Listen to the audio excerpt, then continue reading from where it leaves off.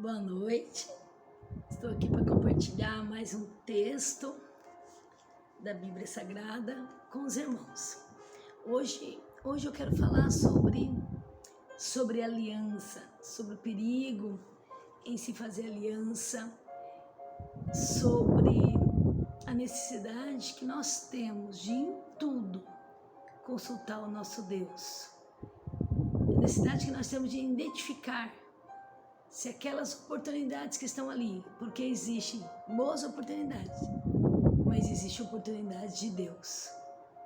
Então, em toda e qualquer situação, pergunte: isso agrada a Deus? Em que sentido? Que isso aqui vai engrandecer ao Deus Todo-Poderoso.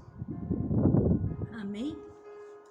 A palavra encontra-se no livro de Josué, no capítulo 9, que diz assim: eu vou partir. Os gibeonitas enganam Josué, que faz com eles uma aliança.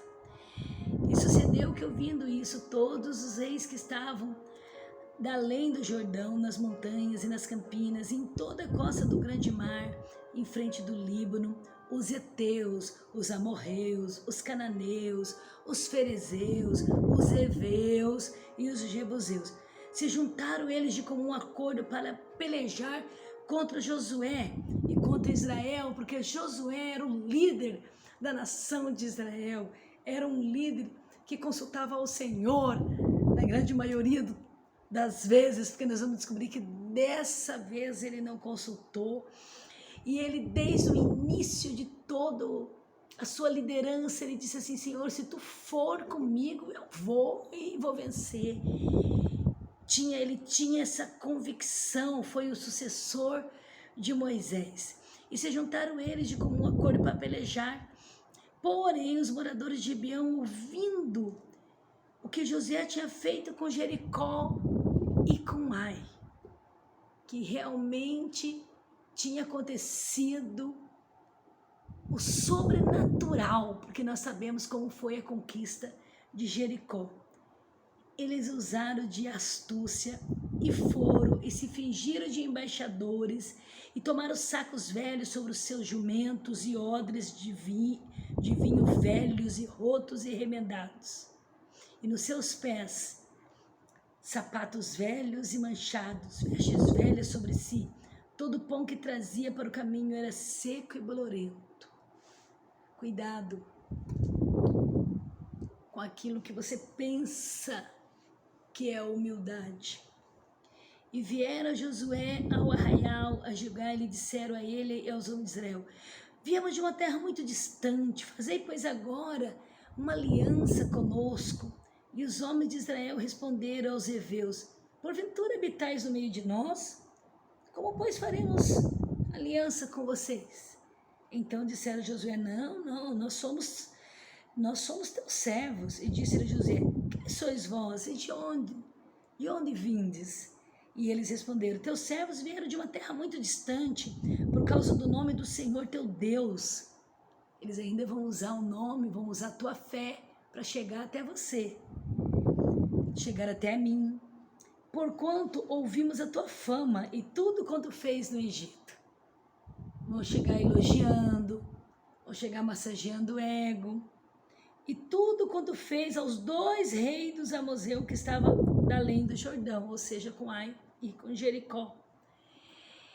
E pelo que nossos anciãos, todos os moradores da nossa terra, nos falaram, dizendo: tomai convosco em vossas mãos provisão para o caminho, ide ao encontro, dizei-lhe: nós somos vosso servo, fazei pois agora aliança conosco. Então, nosso pão que tomamos quentinho das nossas casas para nossa provisão, no dia em que saímos para vir a vós, ei-lo aqui agora já está seco, já está bolorento. Esses odres que enchemos de vinho eram novos, ei-lo aqui já rotos, e essas nossas vestes e nosso sapato já se envelhecido por causa de um caminho tão longo. Então aqueles homens israelitas tomaram da sua provisão e não pediram conselho à boca do Senhor. aceitar o presente sem consultar ao Senhor do inimigo que estava camuflado, cuidado. E Josué fez paz com eles e fez um concerto com eles que lhes daria vida, e os príncipes da congregação, aqueles representantes das 12 tribos que assistiam, assessoravam a Josué, lhe prestaram juramento. E sucedeu que ao fim de 3 dias, depois de fazerem aliança com eles, ouviram que eram seus vizinhos e que morava no meio deles. Cuidado com quem está no seu meio. Muitas vezes o inimigo está no nosso meio. Aqueles que vão usar de astúcia para se chegarem até nós com segunda intenção, eles estão no nosso meio. Eles não estão distante, como dizem, eles estão no nosso meio e vão usar estratégia, vão se aproximar de mansinho. Porque partindo dali os filhos de Israel chegaram às suas cidades ao 3º dia, e essa cidade era Gibeão, e Sefira, e Beorete, e Kiriat Jearim. E os filhos de Israel então não feriram, porque os príncipes da congregação haviam jurado pelo Senhor Deus de Israel, pelo que toda a congregação murmurava contra os príncipes. Então todos os príncipes disseram a toda a congregação: nós juramos pelo Senhor Deus de Israel, pelo qual agora não podemos tocar. A história vai dizer que foi dada ordem por Deus que assim que eles conquistassem toda a terra prometida, que eles expulsassem todo o povo que ali habitava, pois eles eram povos terríveis, eram povos pagãos, eram idólatras, eram povos que sacrificavam os seus filhos nos altares de seus deuses, e enfim, havia então outros deuses, e o nosso Deus não divide sua glória com ninguém. Porém, infelizmente, os heveus enganaram Josué, e então eles não foram destruídos. Porque não foram destruídos? E Gibeão era a capital desse povo. O que eles fizeram? Como nós lemos aqui no texto sagrado, sujaram, pegaram roupas velhas, sapatos velhos e foram até Josué. O que eu aprendo com esse texto? Eu aprendo que o inimigo é muito mais perigoso na sua artimanha, na sua astúcia, do que necessariamente na sua fúria.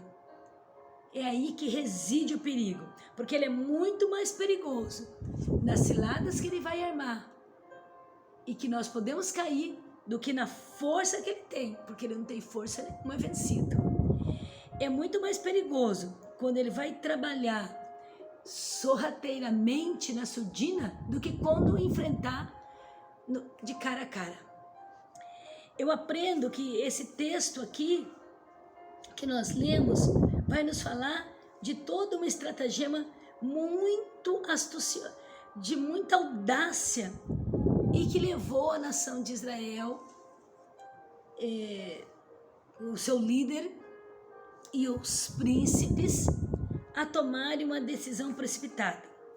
Por quê? Porque aqueles que se aproximam de nós disfarçados, eles são muito mais poderosos do que aqueles inimigos que empunham armas diante de nós, que são inimigos declarados. O que aconteceu aqui em Josué 9? O inimigo camuflado prevaleceu por um momento. Josué fez aliança. Josué, um homem guerreiro, um homem temente ao Senhor, um homem que consultava ao Senhor, ele se enganou. Ele se enganou com esse homem, ele pensou que estava tomando uma decisão sábia. Por quê? Porque a situação parecia tão óbvio, mas muitas vezes os sinais estão ali. eu olho para a questão do pão, uma caminhada tão longa, será que ia sobrar pão? Será que eles tinham pego tanto pão? Eles sabiam o caminho que iam chegar ali ainda com pão embolorado? Às vezes está na nossa frente, às vezes nós nos deixamos enganar porque nós não prestamos atenção nos detalhes. E o nosso Deus gosta que nós sejamos detalhistas, porque o nosso Deus é um Deus de detalhe, um Deus de detalhe na minha e na sua vida. Nós aprendemos que nós não devemos nos deixar levar por uma aparência, uma falsa aparência de humildade, uma aparência de piedade. Eu costumo dizer que humildade não é aparência. A humildade, muitas pessoas confundem as condições materiais de alguém como sendo humildade. E nós vamos encontrar pessoas totalmente desprovidas de uma condição econômica, socioeconômica e, no entanto, sem nenhuma humildade. Porque a humildade está no coração. Há pessoas com muitos bens, muito bem estabelecida, e que tem uma humildade tremenda, e que o Senhor encontra corações humildes. Nós temos que sempre consultar o Senhor. Por quê? Porque essas pessoas vieram vestidos como? Vieram com vestes de mentira, vieram com vestes de religiosidade. Nós conhecemos os feitos do teu Deus. Nossa, o que o teu Deus fez, como ele foi com vocês na conquista daquela cidade. Eles exaltaram, destacaram, colocaram em evidência os feitos do Senhor, as vitórias. Falaram que os israelitas eram um povo abençoado. E talvez era tudo que eles queriam ouvir. Cuidado! Quando estão dizendo aquilo que nós queremos ouvir, nós podemos ser enganados. Por quê? Porque isso massageia o ego, inflama o ego. E aí vem o golpe da misericórdia. E quando as pessoas estão enganando, elas têm pressa. Faça agora, rapidamente. Nós lemos aqui no texto, faça agora mesmo aliança conosco. Nós devemos estar alertas em situações de batalha espiritual para nós não tomarmos decisão que vai passar muito tempo. E um dia tem pessoas que vão pagar por essa aliança aqui que foi feita com a vida. Tem mãe que vai chorar. Rispa é uma mãe que vai chorar, que vai lamentar, que vai plantear. A história vai chamá-la de cuidadora de cadáveres, porque ela vai ficar ali, cuidando o corpo dos seus filhos, que serão mortos muito tempo depois de ter passado todo esse período de Josué. Nós sabemos que Josué não fez sucessor, então vem todo o período de Juízes, vem o período de Saul. Saul mata alguns desses gibeonitas, e quando finalmente está reinando Davi, vem a cobrança do próprio Deus, porque houve uma quebra de aliança. E daí nós vamos dizer, mas esse povo enganaram, mas a aliança foi feita. Esse povo foi descoberto. 3 dias se passaram, porque a Bíblia vai dizer em Lucas 12:2, que não há nada escondido que não venha a ser descoberto, ou oculto que não venha a ser conhecido. A ordem era clara, esse povo foi instruído, Moisés instruiu o povo, que eles poderiam sim fazer aliança de paz, porém, somente com aqueles que estavam bem distantes. E sempre deveria ser consultado Deus. Não era para manter ninguém que estava próximo. E esses estavam aqui, no meio. Que eu e você possamos buscar do Senhor visão para enxergarmos quem está no nosso meio, qual é a intenção de quem está no meio, para que nós não sejamos enganados com aqueles que vêm com aparência de humilde, que nós não venhamos sucumbir, porque nós sabemos que nosso sim tem que ser sim, nosso não tem que ser não. Que passar disso é procedência maligna, vem do maligno. Então, uma vez empenhando a nossa palavra, nós teremos que mantê-la. E isso pode trazer sérias consequências.